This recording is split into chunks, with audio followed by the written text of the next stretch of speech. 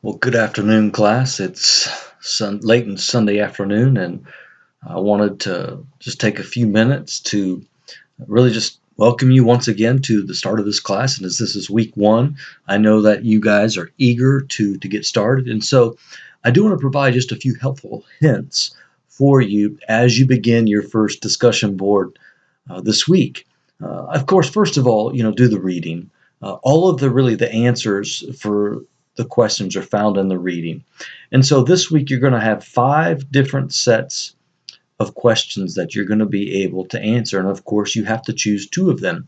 Now, your original threads, 2 of them, will have to be combined between 500 and 600 words. So make sure you take care of that word requirement, but also make sure you have at least 5 scholarly citations. Now, that doesn't mean you have to have 5 different ones, but make sure you have 5 citations.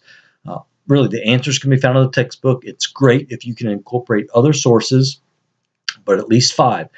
The replies, which of course are due on next Sunday, they have to be 150 words with at least 2 citations. Now, in thinking through a little bit about the discussion board threads, this week you're going to have really the first question has to do with the canon. And you just have to answer each part of that question. Make sure if you're going to choose that one that you define the canon, explain where the word comes from. Also, a brief history. A lot of students fail to give a lot of the good data that's a part of this brief history. So give me a brief history of the canonization process. Then, of course, the criteria and some other things that are in that question, but answer each part of the question. That's how you're going to do a great job. The next question has to do with the traditional evangelical position. Now, make sure you define that. Tell me what that position is.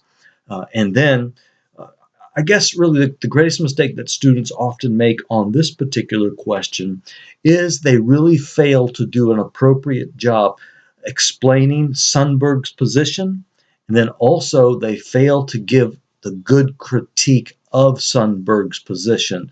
You'll understand what that means once you get to the textbook reading, but just make sure you handle that particular part of the question well, and then all the other parts too. And then with the Pharisees and the Sadducees, with the Essenes, you have to define them and talk to me about their beliefs.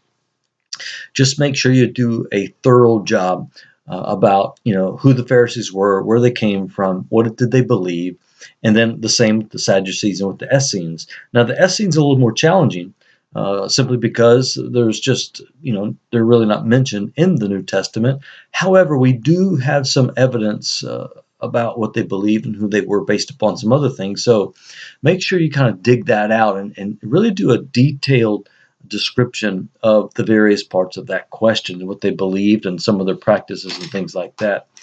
And then the fourth question has to do with really the Synoptic Gospels versus the Gospel of John.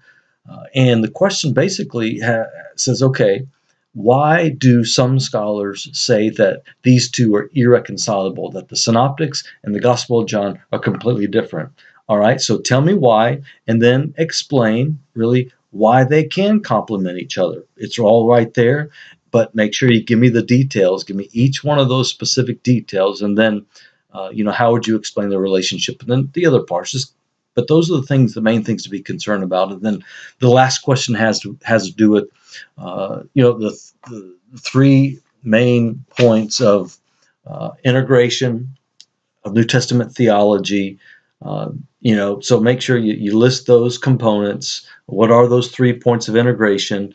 And then what are the convictions that flow out of them that they produce, in other words? So just do a good job of explaining that and answer the rest of the question. Most of the students do fairly good on that question, other than sometimes they don't necessarily see the difference between the points of integration and the 3 convictions. So make sure you differentiate those 2 things, although they are related. Now, the other thing that is so important that you realize is, well, a couple things, but let me just real quick say this. Start working on your paper now. Listen, I had several students that were not able to complete their paper last term because they waited too long to get started. And I just want to tell you now, start doing your research now. Start hunting down the sources. for your paper, and begin to put those, begin to take notes, read, whatever the case might be, but start doing it now. Trust me, if you wait, you'll pay the price. And this is a big part of your grade, almost 1/4 your grade. So work on that paper. Also, just real quick about the discussion boards, and this is an important point. Please read, first of all, the late assignment policy, but of course read the whole syllabus. That's a part of the assignment for week 1. But listen, I'm sorry, it's not my policy. It's just the policy of the school. No late assignment board projects are accepted. Okay, they're due.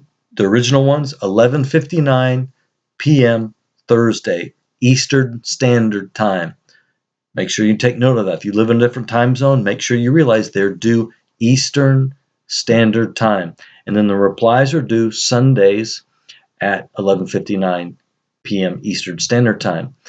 Now, so that's really it. Just make sure you work hard, you carve out time to read and to write. And guys, please look at the proper forms for the footnotes. The discussion boards need footnotes, okay? I don't want to see endnotes. I don't want to see parenthetical references. The Bible is not a scholarly source. If you want to use the Bible quote the Bible in your discussion board, that's fine. But the Bible actually is a parenthetical note. So you just put like 1 Tim 3:16 or whatever the case might be. So just make sure you know that, okay? Listen, guys, I'm here for you. If you have any questions, let me know. I know this is going to be, it's going to fly by. So, it's going to be gone before you know it. Work hard, schedule time, proofread everything you turn in, discussion boards, everything. A lot of grammatical errors they don't proofread, so they get docked some points. But I'm here. I want to see you do good. I want to see you succeed. And so I'm here. If you have questions, shoot me an email. I'll be more than happy to help you out. All right, guys, have a great week. Oh, and listen, the course requirement checklist, it's due by Wednesday, but if you can get that done by Thursday at noon, boy, that would really help me out. Okay, course requirement checklist. All right, have a great week.